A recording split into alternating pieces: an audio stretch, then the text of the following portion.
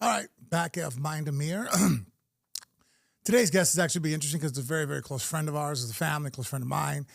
Somebody that I've always I've looked up to. He's helped teach me most of what I know about strength training, recuperation, just pretty much everything in that field, and just even attacking things at an older age.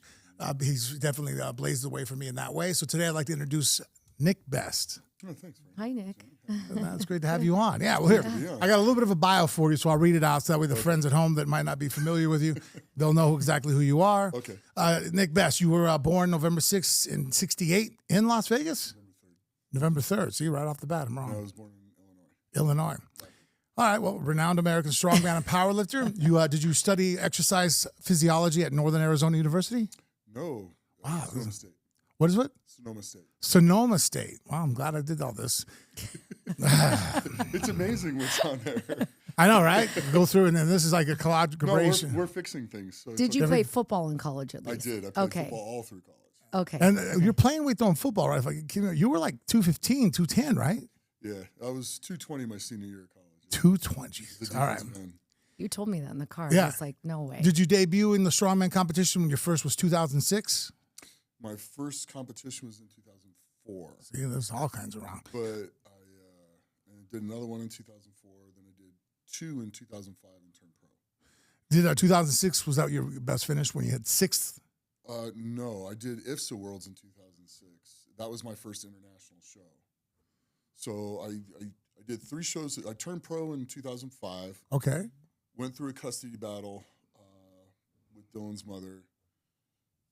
About half the year, fixed that. The second half of the year, got ready, competed, qualified for national, like Strongman Corporation Nationals, ASC Nationals. Went to Nationals, got 6th, so that was my 3rd show. Ended up being the alternate to go to Worlds, IFSA Worlds in Iceland, and one person signed a contract with Metrex and went to World's Strongest Man.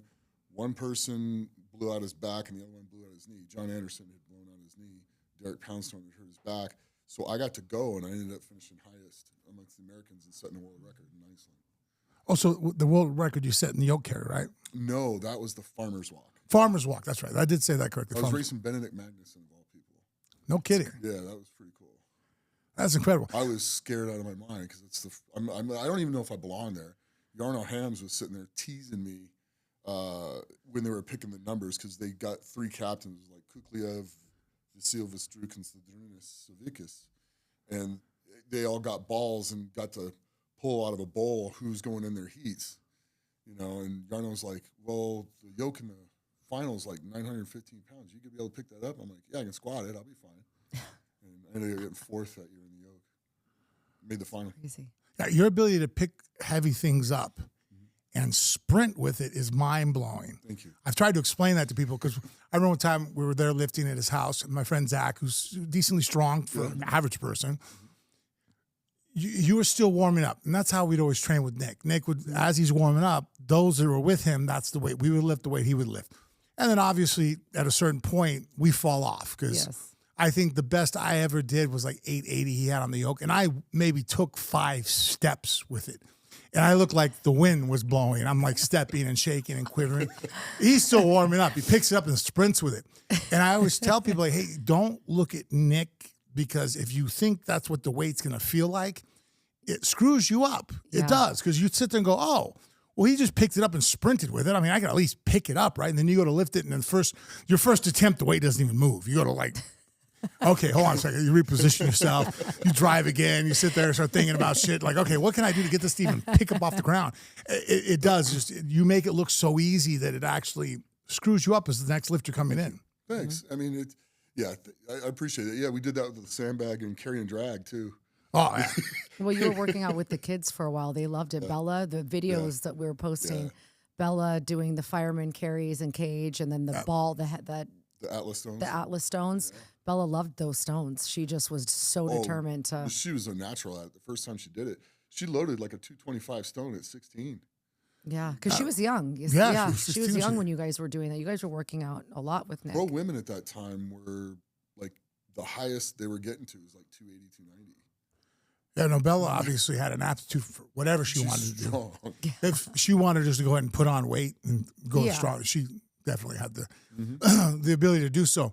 That's why it's something I have to keep reminding the kids, like same thing, like, hey, look, we use this to help get us to be better at fighting. Right. Let's not specialize in just doing this. You know what I mean? Just because, like, you know, don't get, you know, it's hard not to want to get enamored with it. And you sit there and you watch and moving heavy things. Just if you're that kind of athlete, it's fun. You know what I mean? It's rewarding to move heavy things than pick it up and run with it or throw it. You know, it's like, damn. Make him go fast. Yes, because this is speaking from the guy who just had spine surgery. Because remember when you were with Nick training, Yeah. and I was like, babe, should you be doing this?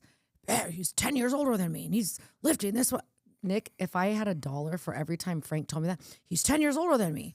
He's lifting. He can do it. I don't care what Nick can do. Who's your one friend from Arizona, John? John Lane. Yeah. So one time I remember, this was one of the times that mentally I was in a panic. They put a 200-pound sandbag on the ground. And from the ground, they pick it up and you throw it over your shoulder. And then the next guy goes, picks it up, throws it over his shoulder. And then it's your turn again, right? So there's three of us. There's Nick Best, John, and myself. Yeah. So like, oh, this will be our cardio for today. We're going to go ahead and lift the sandbag that's 200 pounds up. And it's quite an effort to pick up 200-pound sandbag. You pick it up onto your lap. You got to move it to your chest. And you kind of pop your hips, put it on your shoulder, and you throw it, right? So it's like there's a static kind of lift to it to get it to your thighs. And then there's an explosive hip movement. We got to about rep 18. And I'm sitting there looking around. I'm like, oh, shit, when are we going to stop? I don't want to be that guy, but I'm about to ask, like, hey, how far are we going? So then at rep 20, we go through it. And I'm like, man, if we keep on going, I'm going to have to tell them that I don't think I can do another one. And then finally, like, okay, whew, that was good. It's a good workout. I'm looking at them like, thank you, God. Yeah. Those workouts are hard. I remember the one time it looked like we were all dead. That was Zach, the kids, all of us. What was the melody that we did? Because it was something like lift the sandbag. They were like a 300-pound keg, a 300-pound. It was a keg. It was a loading medley, right? Yeah. So it was a couple sandbag. Like, if we're doing the medley, it was probably a 250 sandbag, a 275 sandbag, a 290 keg, and a 330 keg. Yes. And it was 10 meters from the back of his truck. So you have to pick it up. He sprinted. We kind of, it was a fast, like, walk and put it down, then pick it back up. Everybody's screaming at you, and you put it in the back of the truck. Yeah. Then you try to run back and get the other one. Well, we all did that, right? At the end of it, he goes into his kitchen because we're getting ice water sitting there. And literally, because the floor is tile, we're all laying down. It looks like there was like a war. There's like bodies everywhere. Just everybody just, and Nick just walks in. He's making his protein shakes. He's like, hey, you guys all right? You know, just happy as hell. Like, it's like he didn't even do the workout. And the rest of us are like, I'm like, we might have to go to the emergency room. I don't know. Yeah. That's awesome. There were a few times I thought I was going to have to go to the emergency room.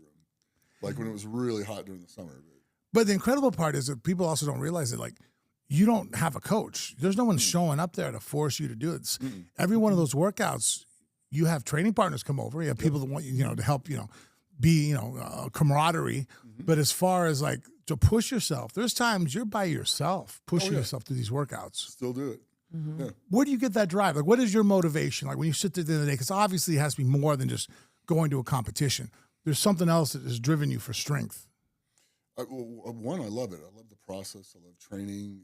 It's fun for me. So I truly enjoy it. It's fun, and it's something that I just want to excel at it and be the best I can be, no matter what age I am. And so much of society is set up to just go out to pasture after the age of 30. It's like, no. We can still be pretty strong. I got to World's Strongest Man the first time at 41, and I did 10 of them. And I'll do the Masters over 50 this year. Just coming back. I was going to do it last year, but I broke my thumb pretty bad. So I had to go and heal from that. But I just like to compete. I like to train. Just feels like what I'm supposed to be doing. Especially for athletes over 30, 35. Yeah. It's like, yeah. You don't exist anymore. And it's untrue. And constantly reinventing yourself with Frank, too. It's not just can you compete and are you competing and your body, there's all that factor, but the just reinventing yourself, going out there, and you have to love it. I mean, we've told Bella that too so many times. There's no way that you guys can do what any professional athlete, that you guys can go out and do what you do and not love it, because as the wife and the mother of, athletes watching this for 24 years, there's a lot of, it's a lot of tough. The fun stuff's like a little tiny window, They raise Frank's hand in the cage twice a year for a couple seconds, and then you go out that night. But all 363 days out of the year, it's like it's the same thing, the same discipline, the same grind. Yep. It's doing the small, mundane, methodical things that make the difference between somebody who's going to push themselves to be the best that they can be and a champion and not. The countless hours he's rolled. I don't even think you could even quantify how much time he spent doing it. And were you too, like I know with Frank, it isn't even, and Bella also too, Cage, same.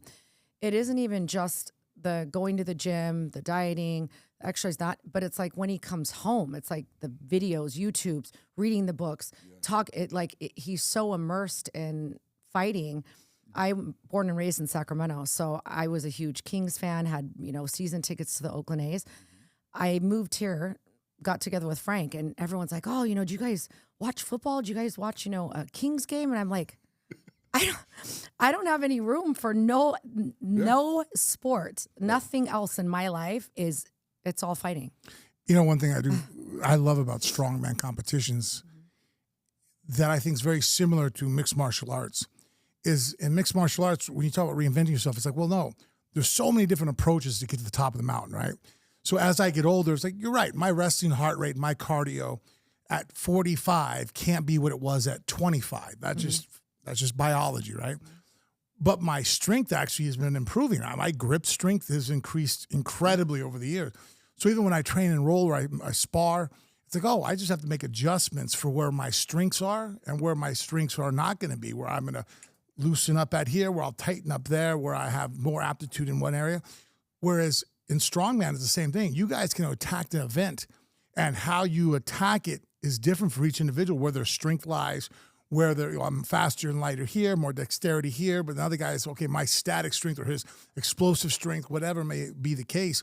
So as you age, I see why I find it more interesting, because pure powerlifting, moving a bar in a linear area, there's less room for adjustment. It's like, look, you're either really, really good at this, and is what you're going to be good at.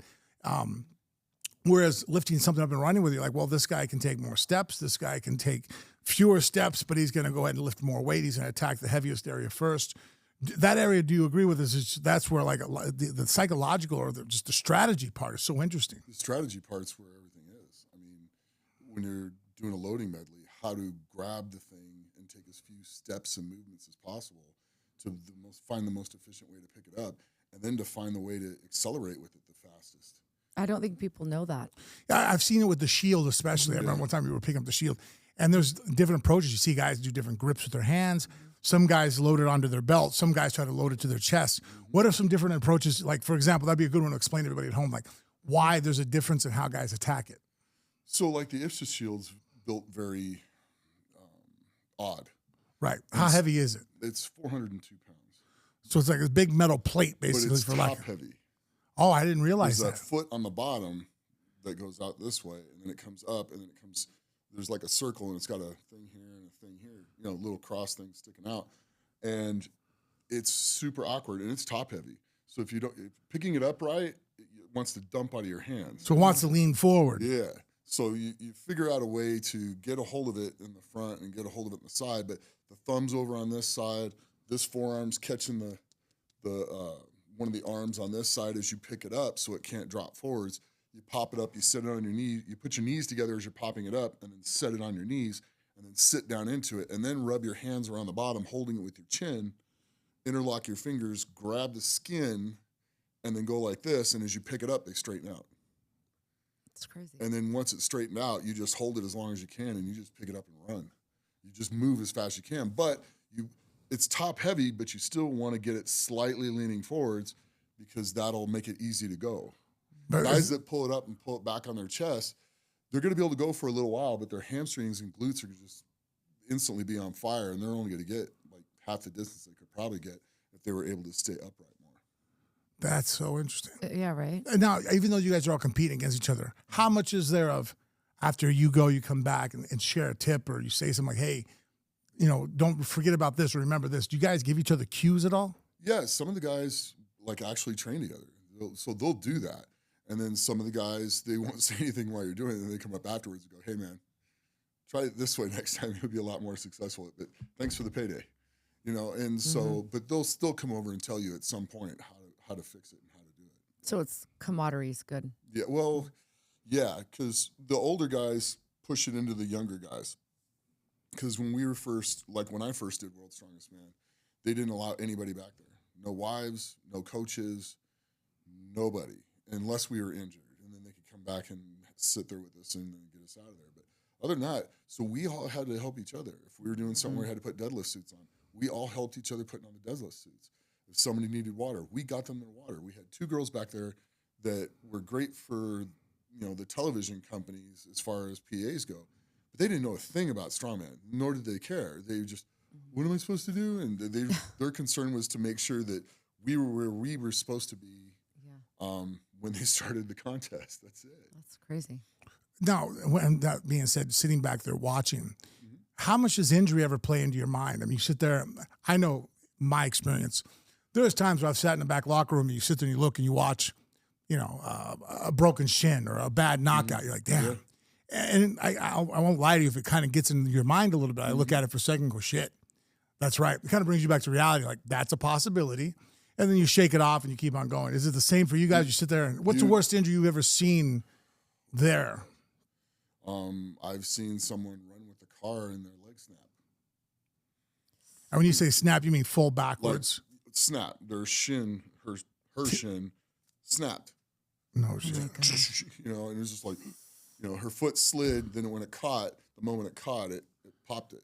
Aye. So that was one that was pretty rough. And then I've seen guys collapse. I saw a guy doing the Conan's wheel that was leaning back way farther than should have, put all the stress on his patella, and he blew both of his patellas. The good thing is he blacked out when he did it, so it wasn't as horrifically painful. He didn't scream that much before he went out. So it was. And so what, his quads just roll up? Yeah, his patella just pops up way up above his kneecap, or where his patella and his kneecap just slide way forward. What was his He never came back to Strongman. Jesus. It was Christian Sauvois. Yeah, that's a pretty. Yeah. It was crazy. I've seen guys come back from stuff like that, but he didn't. But it's a long healing process. You're looking at over a year to get everything back together. And as far as actually hearing about injuries, I remember the one that terrified me the worst was learning about Jess and Mirandi's, training injury. That blew my mind. That was even a possibility that you could push yourself that hard in a practice. To have a cardiac arrest. Yeah. And do you mind telling the story a little bit? Because you're more familiar with most of it. Yeah. My ex-wife's. Sorry. It's okay. Her husband was trying to get ready for World's Strongest Man in 2006. Or was it 7? Might have been 7. No. Yeah, 7. And was he even 30 yet at the time? Or he was a pretty young guy? 27 27 years old. That's crazy. He had done a drop set of squats, went out and was flipping a tire, came in and was loading stones. Like, you don't put that. He was going probably for over 10 minutes from what I'm to understand. And then Callie got a weird feeling and went to the gym to go check on him and had Jess in her hand, like right here carrying him, and she walked to the door and he collapsed. And they performed CPR on him for quite a while. Incredible. When you say carrying, just your daughter, which you came in and I've adopted her and adopted her and raised her as your own. But I mean, I can't even imagine, right? Like, I'm holding Bella and I walk in and you collapse and die. I mean, I don't even know. The exertion I realized he had put on his body through heavy weight. Yeah. And then you put the heavy stone on your chest at the same time. And it just So it was more what he did. It wasn't a genetic defect in any way. His heart was bigger than it did have a little bit of a genetic defect too. So. Most guys are training super hard have a little bit enlarged heart. But I've always, when I saw that, I remember thinking, man, at my size, some of the workouts you've seen you put through, I'm like, oh man, I mean, I've done, shark drills, 7 rounds of 9 minutes and then each guy sparring and throwing and still picking things up. I'm like, wow, there's a possibility that we can push too hard. And Well, yeah. There wasn't a lot anybody. of people don't have that ability, though. They'll push to a point and they'll just be so uncomfortable to stop. It's a rare breed that can be that uncomfortable and still just keep right on I going. feel like Bella, she scares me. She's that type. Bella does not, I know, she doesn't know how to, I know. As I'm staring at you and as I'm in sitting a there walker. pushing too far. There too wasn't hard. anybody there like that could have said to him, or anybody that saw that was like, hey, you know, maybe you shouldn't do it that way. Nothing. It just was a fluke. Everybody around him was like, yeah, go, man. Oh, I see what you're saying. Yeah. He had been second in World's Strongest Man, and then he didn't make the finals the next year. And he was going to damn well make sure he made the finals because he gassed out in a keg loading medley through water. And he gassed out, and he had a fairly bad qualifying. He needed to do well in that event to make the finals, and he was going to make the finals. And he just gassed out in it, and he lost it, but he missed the finals by a point. So he was driven to make up for it. Yep. That's what, yeah. Yeah, we see I it. get it. I know. Like Cage, our son, just, I mean, you know. Yeah, that's why it's something that's upsetting is that right now with my current injury, that's why it was as bad as it was. If I would have just, when I first saw the signs a couple months ago, would have went in and got it checked out, probably would have had the same surgery, but it would have been a lot less of a recuperation. I wouldn't have been so far down the rabbit hole. That's why I keep telling everybody now that I preach, hey man, if you see any signs of stenosis in spine, like as soon as you can possibly get it fixed because it's not going to get better. And the worse it gets, less chance of coming back.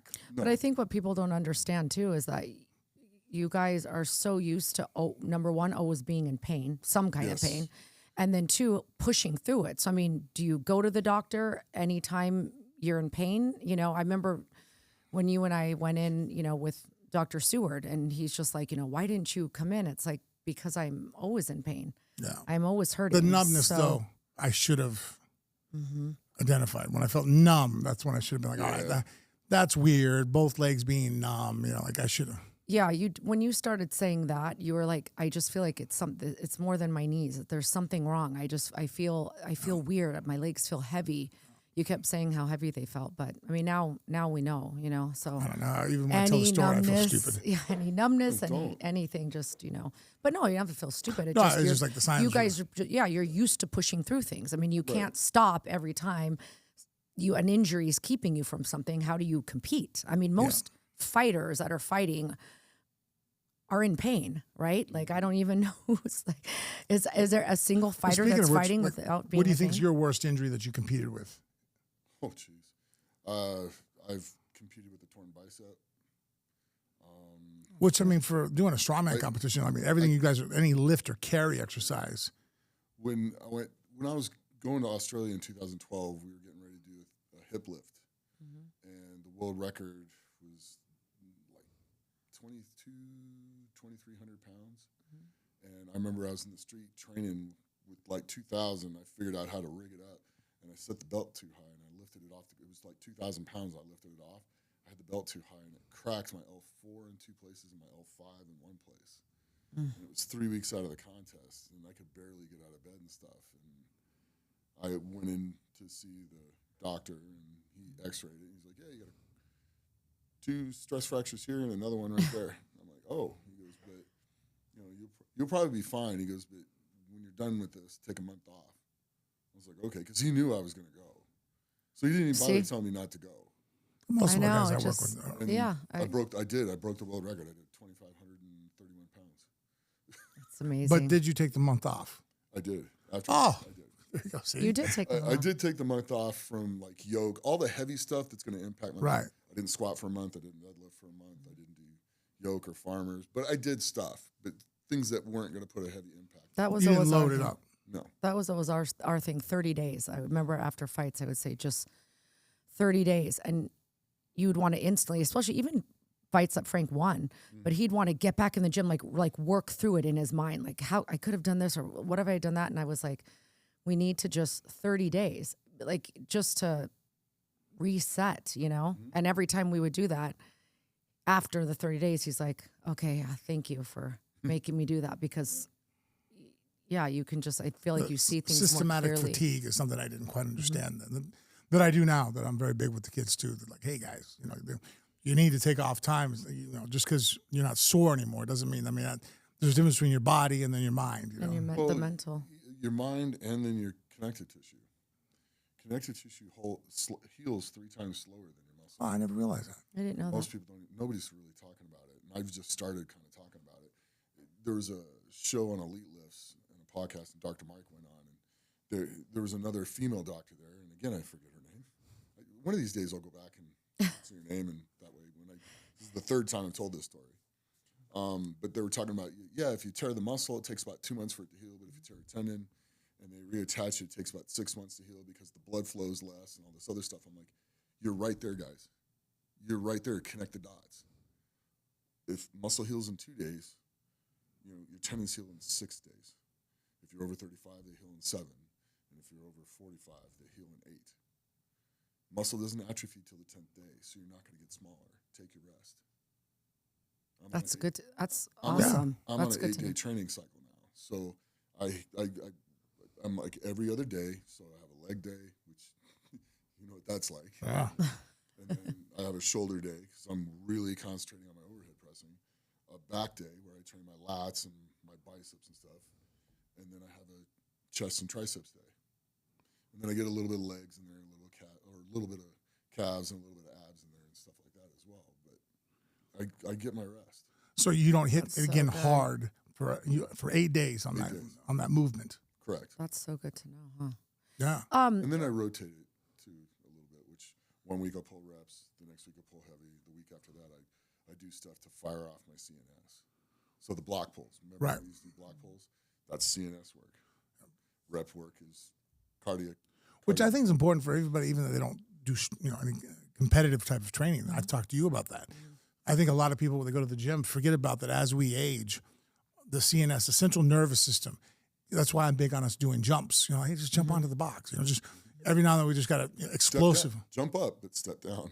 Yes, yeah. I don't jump down. It's funny. I stack boxes. I jump up the box and then I walk down steps. I jump up because that way I don't want the landing. I want to avoid. Because Exactly. it just damages the cartilage. But that CNS of just because when you're older, we don't throw things far. We don't jump. We forget those things, and we're still squatting, lifting, or doing pull-ups. I'm like, yeah, but you still got to hit your central nervous system, or we lose that. Adrian was big on that. He worked with you Yeah. for a couple of your fights. He was really big on the central nervous system. As you get older, that's what you have to focus on. That's what you have to work on. That's why I love yoga so much. That and mobility, because our tendon strength increases as we get older. That's why it loses its elasticity. So it gets stronger because the old man strength. How many times you see Grandpa out on the farm? He picks something up that's I didn't know that was real. Old man strength. I didn't know that was real. Strength records and stuff. People get stronger, 50s and 60s even. So the tendons get stronger, but then they're more. They're not as pliable. Yeah, so they get more taut. If you think about like a Yeah. rope as it thickens and tightens, it's a stronger rope, but then it's less mobile. So if you start concentrating more on your mobility and your flexibility as you get older, the strength is not actually as difficult to keep as you think. It's the mobility that's hard to keep. And once you figure that combination out, I've yet to find where you need to stop. And to prevent from getting injured. That's being careful. But it's interesting about the 8 days. Well, it Because makes a lot of allowing sense. yourself to rest. And I know you, when you were younger, you thought in your mind that you can't rest. You work harder. Yeah, If more is better. If it's That's what 3 everybody else is doing. rounds, then you're going to do 6 rounds. It's And the intensity when you go in. That's what you increase. Your focus, drive, and intensity of what you're doing when you're doing it is truly the only thing that matters. And then not hitting it. Be consistent with your workouts, but not hitting it every single day, because the rest and the healing is every bit as important as the training. And if you're not taking the healing as important as the training, you're making the biggest mistake that everybody makes. That's why a lot of these lifting careers are so short. You see these guys, they come in, out of nowhere, go to World's Strongest Man, they get there, and they're gone. were you always like that? Did you always have that? Or like with you, obviously, we're getting older, you get wiser. Your work you know, if you could be now your coach when you were 22, I wonder, you know, what kind of athlete, what less injuries? Were you the same way? Same I carefulness, or you've kind of lived and learned that? a little of both. I mean, I always put, I mean, you see, I just drop the hammer when it's time to go. I just let it fly. But you put things out of your mind. But I was also always very into recovery and all the other stuff because I wasn't going to do the chemicals you need to the extent that the guys would do to recover from the things. And that's probably the biggest reason why I stayed together the way I did. Anything like TRT, stuff like that, God bless. I mean, that's the best stuff ever. But anything over that is, you know, healing like when you're 18, 19 is good. I mean, and just, you know, the elephant in the room. There's no chemicals that heal tendons. So that makes more sense now why guys get injured, because you can take stuff that pushes your muscle tissue and then you're increasing the healing and building the factor of that. But if your tendons are still stuck there at twice as slow to heal, you're going to rip shit. If your muscle gets stronger faster than the connective tissue can, you're going to get injured. It's not if, it's when. And I mean, it's just how it is. It's the biggest mistake you see everybody make. They're always in a hurry to get there. It's like, no, take 5 years. You've been in it 5 years. Take another 5 years, get there, and stay there. Don't just get there. Stay there, because all this has to have the ability to hold together, and that's a much slower process than a slow build. I mean, it's 10 to 15 years to get that type of tendon strength to where you're not going to get hurt. I mean, to give an example of tendon strength, I remember squatting with Nick.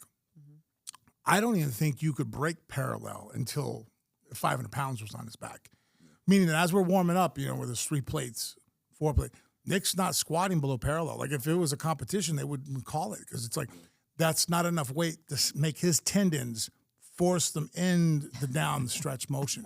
And then at 500 pounds, then all of a sudden then he could hit parallel and come up, and then from then on all the way up to, I think one time we spotted you for 8 squatting. You spotted me for 925. Was that the one where we hit the rack and couldn't get it in? That was the one time, like, I think I ever panicked. We're spotting him, and we didn't realize the time that, you know, the 100-pound plates also held the power rack in place.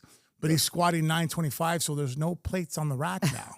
So when he goes to lock off, he walks in, but when he hit it, it knocked the rack over. Yeah, which raises the catches up, and you can't get it on there. Oh. We have to back off a hair and let it settle down, and then get the side up. Yeah, I don't know. Were you freaking out? Oh yeah, no, because I mean the bar is bending on his back. They're sitting there. I'm on one side. There's like 2 or 3 of us on one side, 2 or 3 on the other side. There's a guy behind him, and we're all okay. And then it's one of those things where it's like, okay, don't panic. Let's back away. Like, I think Nick was actually one to explain what's going on. I'm gonna back out to let the thing, because the rest of us were just grabbing the weight, kind of not knowing what to do. I'm like, Jesus, what do we do? And then Nick had the soundness of mind is to back away.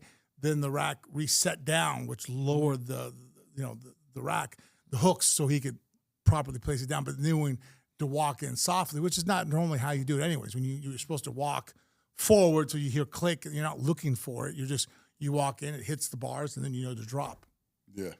And that wasn't the play that day. At least you stayed calm. Yeah, the good thing is that's the most I ever put it on the bar. And incredibly fast too. If anybody's ever watched, that's the part that's always so impressive. When he squatted the weight and came down, it wasn't like it was a slow process. I think it took you. I mean, you went down slow. Then when you come down about 5 to 7 seconds. Yeah. And then when it says go, you completed the lift in 1 second. He just jumped right up out of it. I was like, holy shit! It was amazing. But that's again tendon strength, right? Yeah, the ability to just snap into place. No, I remember when you the 3 of you, Bella and Cage came. I think there was a second that you and Bella, I thought, were going to switch over to powerlifting. I did. I'm not kidding, because Frank gets on something. I started asking questions. And like, Bella so too. What weight is the weight class down? Yep. I mean, like, I already know. I already know. Bella too. Their kids are so competitive, so it's like something that I can learn and competing against myself with the kids. You guys, it's not even competing against other people. It's competing with yourself that I have to worry about. Yeah. Themselves. Yeah. Yeah. But they're both. They're all three of them. Ronan too. They're freaks. Yeah, I forgot I forgot little Roro was there doing his little lifting So too. little now. Now he's our biggest one. Ronan. He's 6'1". I know. But he's football though. So he'd be great. Robert Drysdale keeps trying to tell. He's like because he did how many jiu-jitsu tournaments has he done? 4, I think. He's taken first in all of them, but he does it, but it's not. I don't know though. I feel like, is that because there's Frank, okay? Then we have Bella, okay? So with Cage I think was really pushing for football because it's like, here's my dad, here's my sister, and so he kind of like steered away from it. And then he found wrestling, so then he went back to it. So I think Ronan, it's just like maybe just that wanting to find their own thing. Having to follow in dad's footsteps. That's already hard enough, right? Especially with the boys. It's like, it's so unfair. It's like Frank accomplished this, and this. If the kids don't accomplish that or better, Right. it's like they've failed. So people, they'll ask Bella like, oh, was it better or worse that you're the daughter of Frank Mir? And she's like, I feel like it's harder for me. It's not easier. It's harder because I'm expected to do so much. And then I think because she's a girl, not as much, but with the boys, they're just expected. They have to be as good as It's you. very difficult to follow in the footsteps of anybody who does something successfully. They say that, and a lot of times, like, don't follow a great man. And, that's the rule, the 48 laws of power. Robert Greene actually talks about that, where it's actually like a difficult situation to follow in the footsteps because the expectations are so high that it's like, shit, if I don't become legendary, I failed. I think that, and I agree with that Bella being actually a girl helps her a little bit because it's like not quite the same expectations because it's not my son. Whereas Cage and Ronan just hit him square in the fucking face. It's like, well, what are you going to do? Where Bella was almost like interesting. Oh, you're a girl. You're not supposed to be doing this. This is not really a girl's thing, even though it has really developed. Women's college is one of the fastest growing sports, college wrestling. We see how now what MMA does as far as being a female athlete, make as much money as a guy or not if more compared to other sports being a female following with the men. So, but I still feel like there's that like, oh, it's a novelty or not a novelty, but it's just unexpected more to the female aspect. So I think that helps her. But it's difficult. I mean, did you notice any difficulties out with Dylan? I mean, as far as him growing up, like, hey, well, your dad's this strong. What do Where you are do? you? Well, he would get it in high school from his coaches, and like 2 of the coaches at his high school played football with me, and they were those football coaches when I was in high school. And they're like, your dad was insane. He was this and that. And Dylan's like, yeah, I'm playing lacrosse. And because he played football a little bit when he was young, but he got into lacrosse, and I'm like, look, stay there. You are ungodly at it. He was all-state twice, so he was good at it. He's got a concussion problem, so he didn't get to go as high as he could have played all through college, but what's the point of going to college if you're going to get brain damage? Yeah. Now he's graduated from college. He's got a degree in biology, and he's a real estate agent. They just bought their own house. Him and Taryn are engaged. They moved out and bought their own house last month. No kidding. That's awesome. 24, and they own their own home. That's amazing. So amazing. Yeah. You were talking earlier. Is it? I was going to ask you when you were saying when you started in your career and you had to go through the custody battle with Dylan's mom. Yeah, is it the same? Like I know with fighting, it's 80% mental. I mean, you could go in trained, everything's perfect, and then mentally you're not there. Something happens. Like how difficult was that for you during that time? And yeah, to stay focused. And then did the lifting help you to stay focused, or was it hard to overcome? I think it kept me from losing my mind because I was like really worried.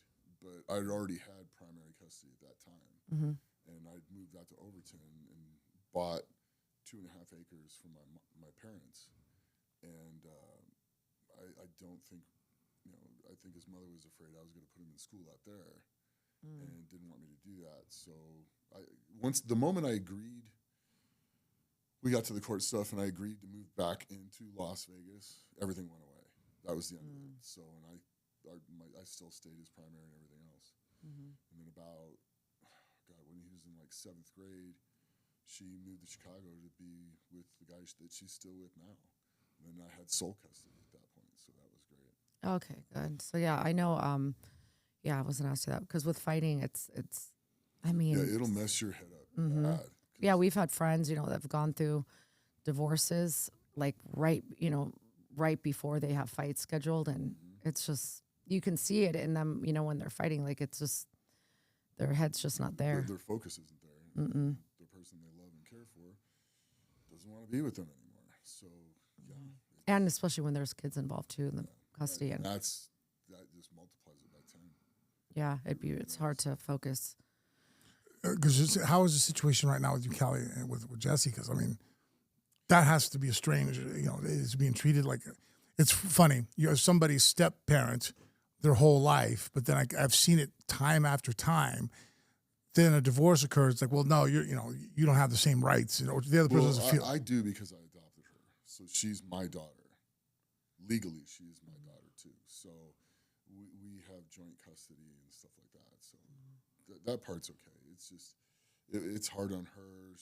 She's worried about her mom, that type of stuff. So, but like I just took her today, right before this, to get her car smogged and get her registration paid for. Is she staying mostly with you or with Callie? No, she's mostly with Callie. But she's got a room at my house. She has the keys to the house. She can come over whenever she wants. She knows it. And we see each other a lot. I go to the games and stuff. We were just talking earlier with get Nick. online and play. Yeah, we were talking, saying before when I was talking to you, I feel like, Nick's, it's almost like kind of like having to reinvent yourself, right? I mean, you have been, how long were you guys together? Were you guys married? We were married for 14. I was with her for 16. 16 For those at home, years. because we're just kind of jumping into it. Yeah. Nick recently has gone through a divorce. Callie, his wife, 14 years that he was together with, 16 years, who was also in the strong world. It was Jesse Mirandi's ex-wife, and then had a baby that you adopted and have raised since she was an infant, Jesse, and now have currently gone through a separation and a full divorce. So that's why I think also too, like you saying you're still going to compete. At first, I thought maybe you were going to go ahead and pull back from the world strongman competitions and Yeah. Well, you know what? At some point, you do what you love to do. And Right. it's like, okay, well, I want to do at least one more Masters World's Strongest Man. I mean, I felt last year before the explosion that I could have won. I was in really good shape. And, it was unfortunate, but I want to come back and do at least one more. And then in the new age category, I want to break some more powerlifting world records. So. well, and that's a great thing to say because health-wise, has it been 3 years? When did you have the accidental bench press where it slipped? We talk about not knowing you have an injury. Yeah.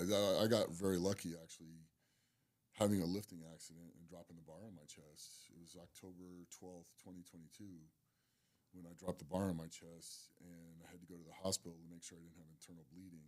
And they had an incidental finding where they found a tumor about a third of the size of the kidney inside the kidney, which turned out to be renal cell carcinoma. So, And that's something that they usually don't detect till it's too far gone. Well, there's not a lot of pain receptors there. They don't know. We didn't even know. My kidney function was 100% at that time. So I was having no symptoms, no issues, no nothing. And it was just sheer blessing that they found it.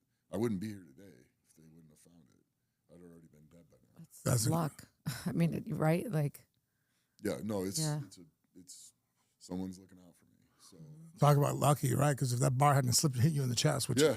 I've watched you lift, you don't really ever have accidents. No. You're so cautious and focused. And even though you go hard, I mean, I remember the only time I've ever seen you yell at anybody was we were getting ready to lift, and they were still chattering away, and they got yelled at and had to leave the room. So that Nick, who normally doesn't never says a bad thing to anybody, but like, hey, no, this is this time to lift. It's time. I'm about to hit this movement. Like, playtime's over with. We can bullshit again when it's over with. Yeah, we're lifting it. I got a weight on my back that could kill me if I mess up with it. One thing goes wrong, and that could be the end of it. So, and to have you have a bar slip, hit you in the chest, that's such a freak accident. Yeah. And then thank God. Both my thumbs were around the bar when I was benching too. I wasn't full gripping. It came out of my grip, popped out, at the top and came down. And you had wrist wraps and everything, I'm sure, right? Yeah. That's crazy. It was, like I said, it was like somebody took it out of my hand and dropped it on my chest. Yeah, that just doesn't happen to you. Uh-uh. Never. I've never even before that, right? No. So that slip made you go get an MRI, and that's when they detected it. Yeah, and then they found it, and then it was a CT scan that they Oh. did. And then I got 3 more of those. And then they tried to do a biopsy, which, because of where it was and where the tumor was, they were going to have to go through the lung, and they were afraid that they were going to drop some of the material in the lung. And they just decided it was a bad idea to do the biopsy. I did 1 more MRI so they could determine it wasn't a fatty tumor. And once they determined it wasn't a fatty tumor, they just went in and got it. So that was January 3rd, 2023 when they took it out. The whole kidney, or were they able The to? whole kidney. How's your kidney function now operating one? I mean, I heard we can always operate off of one, Yeah. but like, you know, you're not the smallest guy in the world either. No. So basically, there's 2 different tests for your kidneys. One is the GFR, global filtration. It's the GFR is over here, which is extremely affected by creatine levels. Right. And then you have a cystatin C test, which is over here. If you go by the GFR, I have a GFR of 38. Oh. Which is extreme kidney disease. I think it's like stage 3. And I should have edema. I should have all kinds of health problems. And I don't have any of those. And my nephrologist went back and did a cystatin C test, recalculated. He says, no, your filtration rate's like 74. So, yeah, it's really weird. I mean, it really is. I feel great. I literally feel great. I should be having. Is there anything that's changed your diet? What like? My diet's things got. that have I changed? cleaned it up a little bit, Mhm. as far as, it's even less desserts, less just. I stick very close to what I'm eating, and then when I don't, for like quick meals or something like that, I'll just go get hamburger patties at like a fast food place, like In and Out. You can get them for a hamburger patty for $1.75, so I'll get like 6 of those. Fries are 1 order of fries. Potatoes aren't bad for you; they're easy to digest. And then I'll get like an iced tea, and that'll be a quick meal that'll just tide me over. Like if I'm in a situation where I haven't meal prepped, that's something that I would do. Or you can go to like Cheesecake Factory and order a couple burger patties and then order rice. So there's things that you can do when you're out and eating to stay eating pretty close to what you're doing.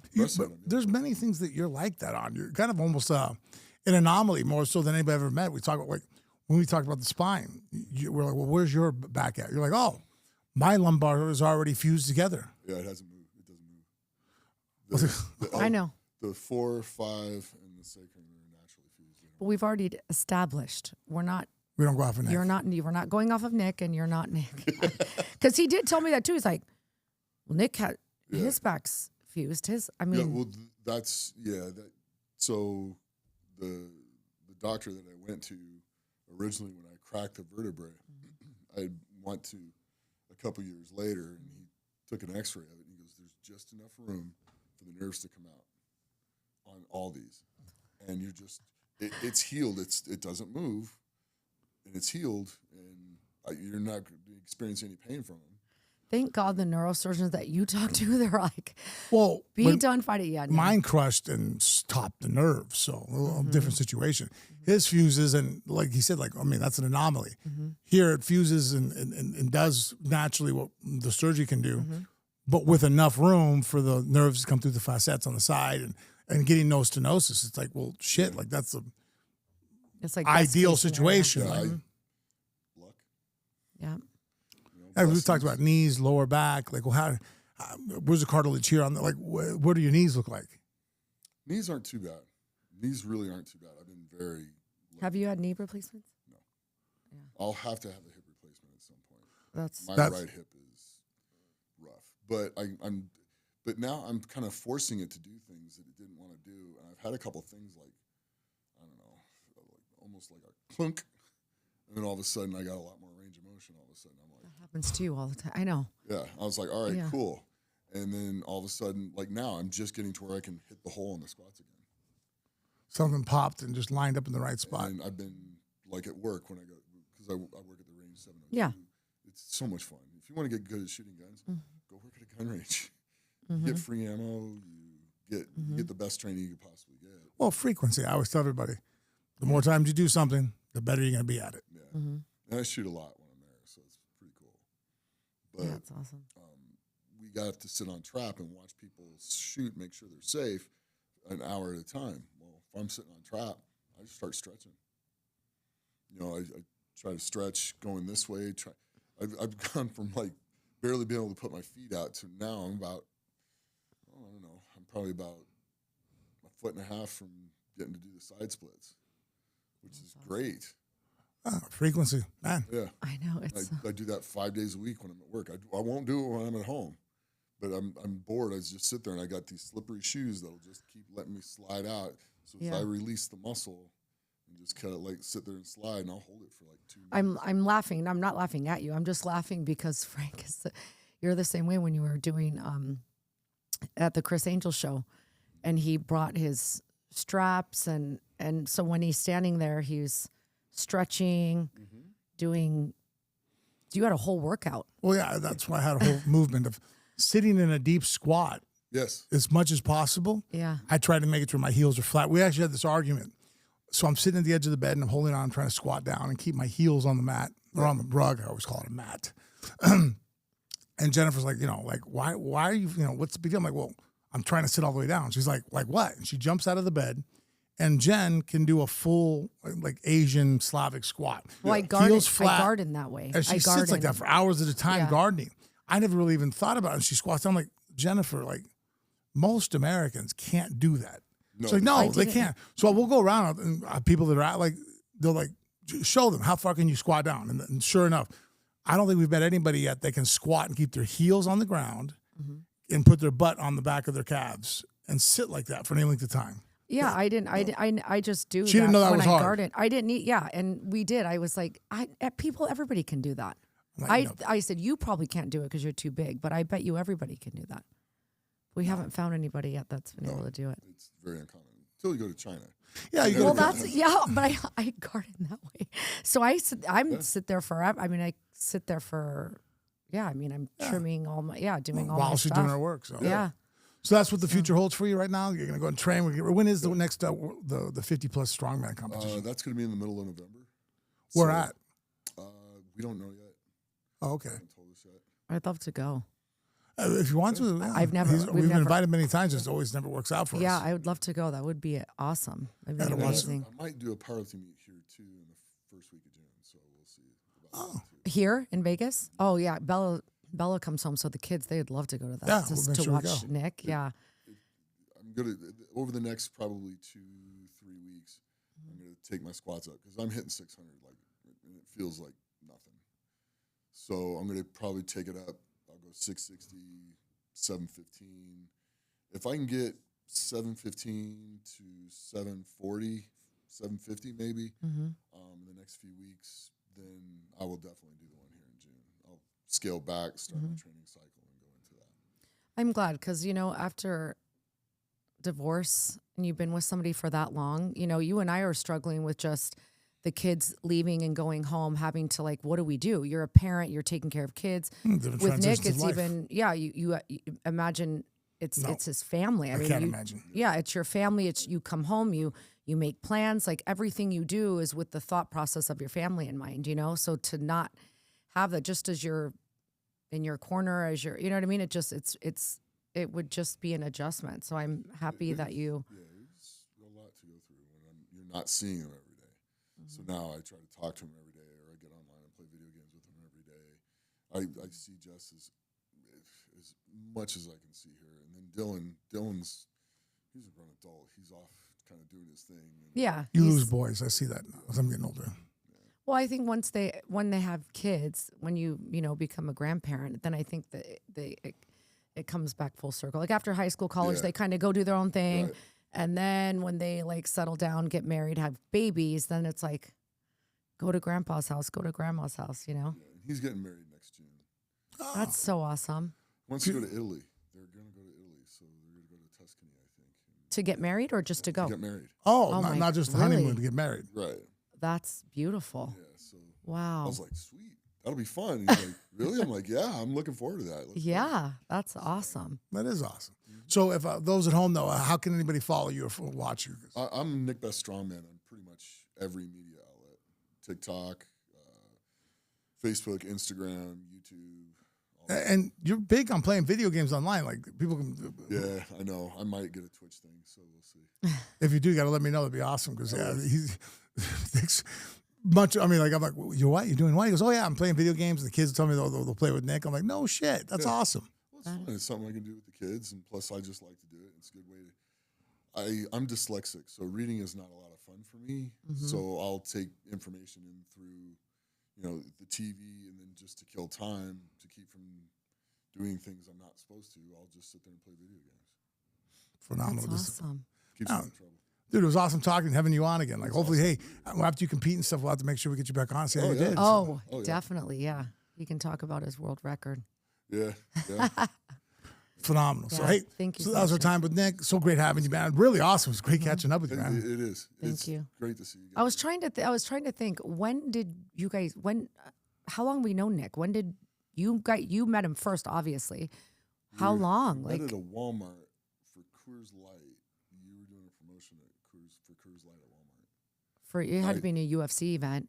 My boss sent me over there. When, That's right. He when was setting up was that? Because I remember you did the one UFC event at is it an Irish bar down by the link? Oh yeah, I remember that. That was after already. You already knew him Yeah, it then. was a couple years We already knew Nick then. So how long? I don't remember. So probably, oh my gosh, it's been a while. Yeah. Long Shit. time. Between concussions and just time, I can't remember. But Had I already gone to World's Strongest Man? Because I had already been to IFSA Worlds. I don't think so. I think it was even before. Yeah, I think it was back in like 2004. 2000, probably 5 or 6 maybe. Yeah. Yeah. That's a long time. Again, though, man, hey, it was awesome having you on. great to be We'll here. talk some more and we'll get it going. So. Okay. Thank you.